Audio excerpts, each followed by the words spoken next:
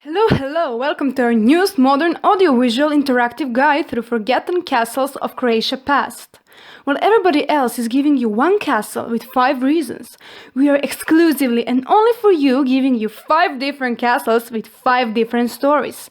They're unique, they're legendary, mostly ruins, but anyhow, now that you heard the rules, we are ready to start your journey. For each unique castle, you hear a story from one of our unique, one-of-a-kind guides. Without further ado, welcome to the rare ricochet of rusty ruins. Wait a second. Welcome to the wondrous world of wrecky wreckets. Oh my god, that was horrible. Welcome to the charismatic compilation of Castaway Castles. We are still working on a name. Enjoy. Our first stop is Crejoliangrad. Enjoy your stay. Charles the Noble Pastori was a rich merrymaker who enjoyed the pranks and jokes he regularly prepared for his friends, acquaintances, but also the locals. Welcome to Crejoliangrad at the end of the 18th century, the time when its owner was Karlo Veseljak. At that time the castle was a real treasury of works of art, especially portraits of prominent nobles of the time. There was also valuable stylish furniture in it, but today only one Renaissance stone frame and anecdotes about Karlo Veseljak's pranks remind us of the time of fame and wealth of the owner. His humorous stunts were widely talked about among people of old Varaždin. Karlo knew how to prepare a trick for everyone, including the church fathers. So, on one occasion, a grey monk from Varaždin told Karlo that he would like to see Graz. Karlo immediately offered him his services, so the next day they set off together in a carriage towards Graz. 4 days later they reached a hill from where Graz could be seen beautifully. "Look well, this is Graz for you," said Karlo to the priest, who looked in the direction of the city. With that, he ordered the coachman to turn around and head back towards Varaždin. He said to the monk, "Here, you wanted to see Graz and I fulfilled your request." They traveled to Varaždin with tired horses for another 8 days. In another anecdote that is still retold today, Karlo's piano went out of tune, which upset him a lot, so he sent it to Varaždin for repairs. He chose the river Drava for transport and had a large raft built, on which he loaded the piano. From Križovljani to Varaždin, Karlo played merry songs, ignoring the dangers of the unpredictable Drava. The town of Križovljan was first mentioned in 1552 as a wooden town owned by Krsto and Vladislav Dragović, owners of Maruševac. The castle was destroyed in fire in 1949 and has since fallen into disrepair. One of the many castles hidden in the land of Hrvatsko-Zagorje. Poznanovec is a castle with a bit of mystery in its history. It is situated in Bedekovčina, and today it is classified as a secondary monument category. It was built between 18th and 19th century, when belonged to a Srmić family. Although castle was built later, the land of Poznanovec was mentioned in 1947 as a property of Mihanović, Stubicki and Bedeković families. However, last known owners of the castle were the Ritter family. Mother Draga and children Greta and Nikola led a respectable business until the tragedy strike in 1940. There are not any writing kept about how the family died, but local legends are still alive. Here's what they say. After their mothers die, Greta and Nikola continued taking care of the land. None of them were married, but Nikola kept seeing a young woman whose husband died in a war. This didn't lay well with some people, so, at the end of World War II, there was a plot looming over siblings, with the goal of stripping them of their land and killing them both. To this day, identity of their murderers remains unknown. Only thing remaining are stories of a tragic event. After torturing and killing the siblings, conspiracies split everything of value, leaving the land to become property of state. For a brief while, castle was used as a chicken-raising farm, but it soon had to be shut down and was left to continue decaying. Once upon a time, the castle and the park were approached by a 200-meter-long alley of yablan trees. The park was filled with exotic bushes, flowers, and trees, most memorable of which is probably the American chestnut, Isculus octandra. At the time, it was the only such specimen in the historical gardens of North Croatia. The whole complex, in addition to the castle and the park, also had an orchard and a garden, a greenhouse and a farm with 6 buildings and a pond. It is clear that the castle is in poor condition on the outside, but on the inside it is an even worse situation. Rotten stairs lead to the basement and the falling of bricks is visible. Apart from the fallen construction material, the only thing that can be found there is a water wall. On most walls there is a range from preserved plaster to completely bare brick walls. Unfortunately, a large piece of wall that will fall in the near future and a hole in the roof. It is clear that the castle is in poor condition on the outside, but on the inside it is an even worse situation. Rotten stairs lead to the basement and the falling of bricks is visible. Apart from the fallen construction material, the only thing that can be found there is a water wall. On most walls there is a range from preserved plaster to completely bare brick walls. The only hope left for Poznanovec castle is that someone will recognize the potential and value he provides and use it in the right way for the benefit of the monument, but also of the people. Our next location is Stari Lobor. Although Stari Lobor is one of the smallest medieval fortifications in the Crejoliangrad county, its position dictated its strategic importance. It is one of the most significant monuments of medieval architecture in northwestern Croatia. It is also known for the legend of the cruel Black Knight, Toma Loborski, whose raids and kidnappings frightened many beautiful peasant women. But let's start with the history and leave fun for later. The ruined remnants of the medieval fortress Stari Lobor, or Pusti Lobor, are located on the southwestern slopes of Ivančica, 3 kilometers north of the village of Lobor. It was built on top of a hill, inaccessible on 3 sides, at 520 meters above sea level.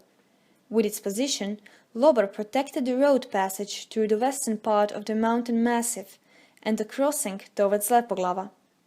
Its inaccessibility testifies to its old age and the fact that it was built at a time when defensive values were much more important than comfort.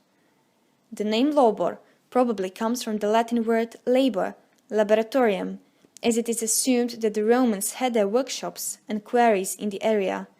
Behind they left only tombstones, one of which, Cecilia Superiana, was dug up in 1857 and is in Archaeological Museum in Zagreb, dedicated to a Roman legionary. It dates from the 3rd century AD. According to historical sources, Lobor is mentioned in 1244 as a property and in 1259 as a fortress that the Croatian-Hungarian Queen Maria took away from the nobleman Pak, son of Urban, and gave it to Varaždin prefect Mihailo for merits in the fight against the Tatars.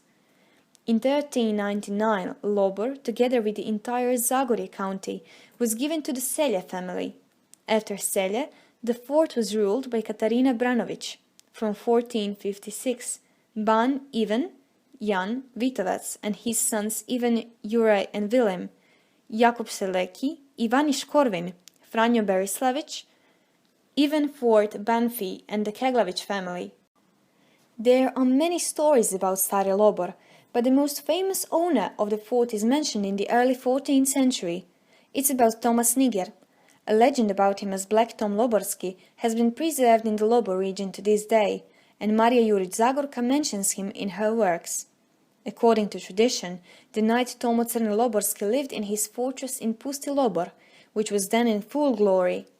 He was reportedly extremely cruel, dragging abducted women into his castle, whether they were peasants, maids, or noblewomen. Zagorka wrote: Črni Toma tu je doma, sake hiže ga na vek ima, saka dekla o njem senja, o svem črnem banu z Lobora. In the late spring night, he sat on a large antique armchair at a large oak table in the middle of the city palace, the infamous Black Tomo Loborski. He was of medium height, broad chest and shoulders. He could have been around 38 years old. By his very appearance, he betrayed a dark and strange man, who could be said to be secretly related to the bloodthirsty werewolf himself. Black hair, like the wings of a raven, falls on his shoulders. He was impatient at night. Place full of history, lighthouse of heroism and hope.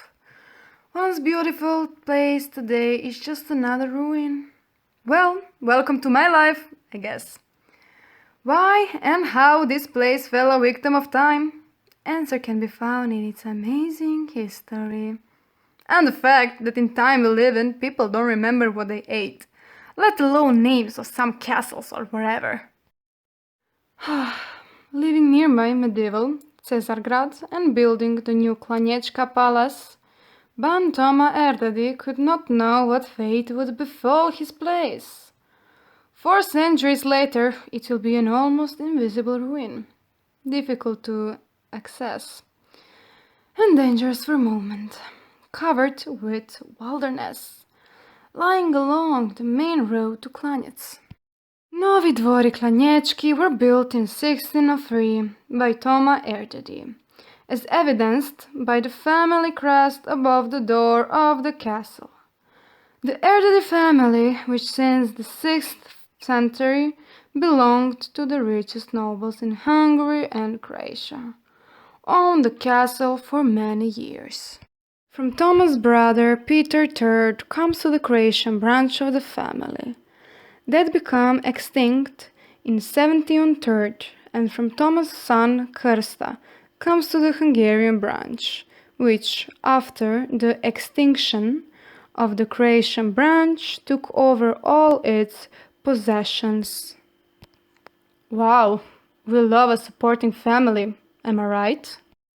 In the middle of the 18th century, the family owned more than 4,000 peasant homes. At the end of the beginning of the 19th century, they also owned several manors. From the rich political life of this family, we remember the Croatian Ban Ivan Erdadi. At the parliament in Buda in 1719, he was the one who resisted the introduction of the Hungarian language in Croatia, shouting "Regnum regna non prescribit legis," or "Kingdom does not prescribe laws to the kingdom." This sentence has since been used frequently in Croatian political life. Has it? Thought. Apart from the Erdadis, we also remember the new Klanniecki palace by the writer Antun Mihanović. No, we don't. I think the author of the text of the Croatia anthem Lijepa naša domovina. Mihanović lived and died in the castle in 1961. This is something many people don't know or care about. The castle was built on a hill overlooking the Sulta Valley and the slopes of Bizeljska Gora, and was never really completed. It changed its appearance many times, adding something new each century. Interesting was the floor of the corridor in the courtyard, covered with a mosaic of multicolored gravel with the name and crest of the Erdadi family. It was coupled with game motifs and hunting scenes. The Novidvari manor was divided between 2 branches of the Erdadi family in the 8th century, until 1860 when the Bruckner family bought part of a land. They were the last owners of the castle, so Novidvari has been exposed so decay since the beginning of the 20th century. You and I both, my friend. The trouble began after the World War II, when Novidvari was left without a guardian. The castle was demolished to be used for building materials. Unfortunately, with no real purpose. It is likely that it will never be rebuilt. Like this is so relatable. Even more than half a century ago, the proposal for renovation and conversion into the Antun Augustincic Galley was rejected. Today, it is in a catastrophic state, neglected and forgotten.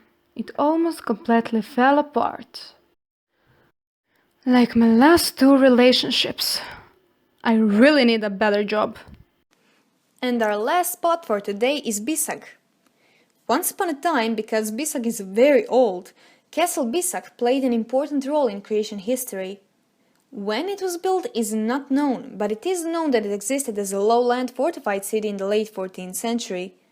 Today, Bisak is a ruin with the remnants of two towers and a chapel in which several wall paintings are still preserved. The bodies of Count Drašković's ancestors were laid in it, but they were later transferred to Veliki Bukovec. It was also destroyed in a fire during World War II, and it is in a miserable, ruined state to this day. Several farm buildings have been preserved, but only a few trees remain from the large park around the castle. Although it is located along the Varaždin-Zagreb road and is a monument of zero category, no one was interested enough in its restoration, so it is slowly disappearing day by day. But let's get on to the story.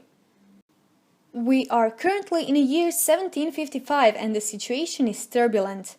Peasant revolts in all parts of Upper Croatia. The peasants rise up against the feudal lords, plunder the estates and demolish the noble castles. There is great fear in Zagreb. What to do? Božjakovina was endangered and Bisak fell, where the rebels even set up their headquarters. The gentlemen in Zagreb agreed to go to Bisak first. However, before their army could arrive, the nobles from the village of Bisak had secretly entered the castle the day before, and without effort not only dispersed and defeated the peasants, but also conquered the castle by capturing the leader of the group, Kadović. The commander of the cavalry, Deputy Mayor Juraj Petković, did not know about the change of government in Bisak, and the nobles of the same village did not know whether it was their allies or a new wave of rebels. Therefore, both of them shouted and there was almost no shooting. When they agreed, Petković entered the castle. However, it didn't take long for the frightened and insecure soldiers to start firing at any suspicious noise. Sometime in the night, a stray cow approached the guard. As the cow did not respond to the calls of the guards, the shooting started. There was a general confusion and everyone thought that the rebels were attacking the castle.